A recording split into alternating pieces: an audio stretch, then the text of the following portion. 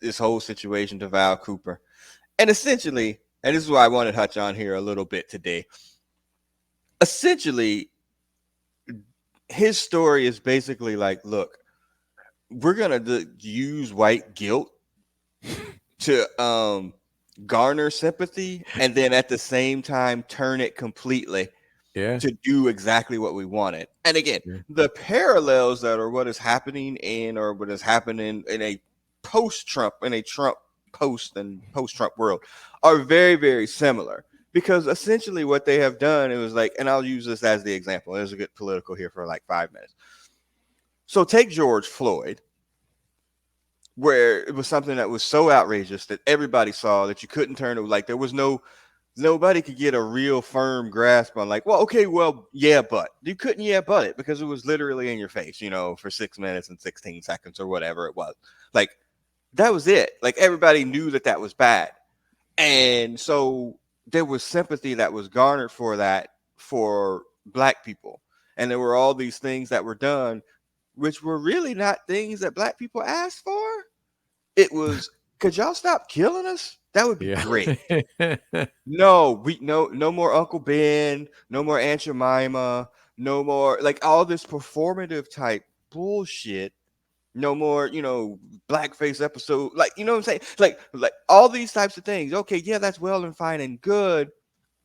But by taking those things away or emphasizing or focusing on that, it turned white guilt sympathy into apathy. Mm-hmm. And then apathy turned into low rage anger and then dismissiveness. And so it was like, oh, well, we can't do this. I'll get canceled. We can't do like all of these things are like that came out of this man getting killed on camera. Like, oh, well, you know what?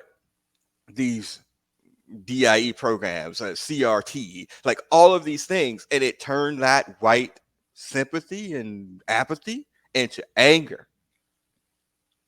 And then there's a group of people that appealed to those people, Trump, and made them feel a part of something. Yeah. This is that. Yeah. It's 100% that. It was like, oh my God, she was so terrible. Oh my God, everybody feels bad. Oh yeah, okay. We rushed that in there.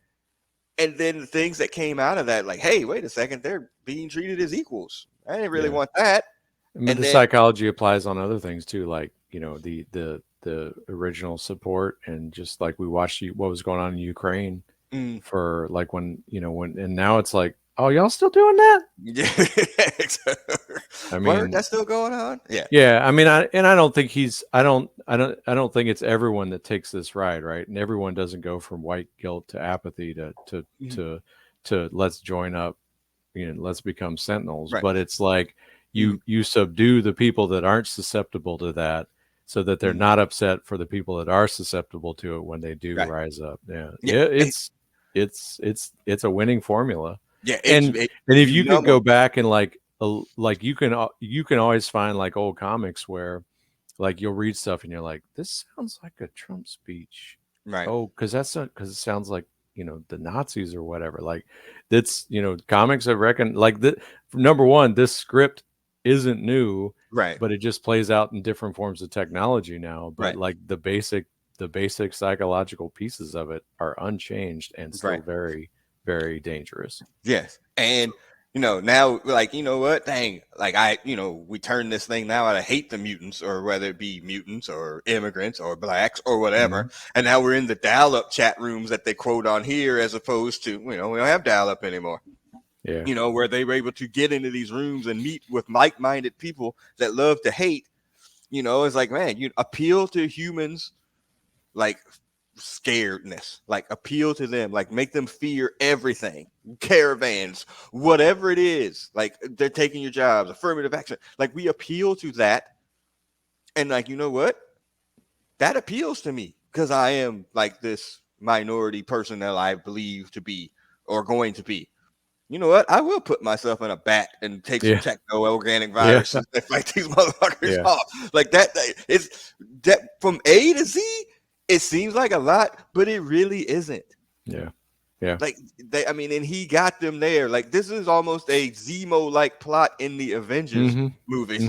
It's like, you know what? I can't take y'all on by myself, but I can fuck everything up. Yeah. And muddy the water so much that y'all will just do it myself. And brilliant writing. I feel fairly certain that this was done on purpose, but I think for the most part, this is still a cartoon. People are like, just entertain me and get me to the parts where the comic book fights are.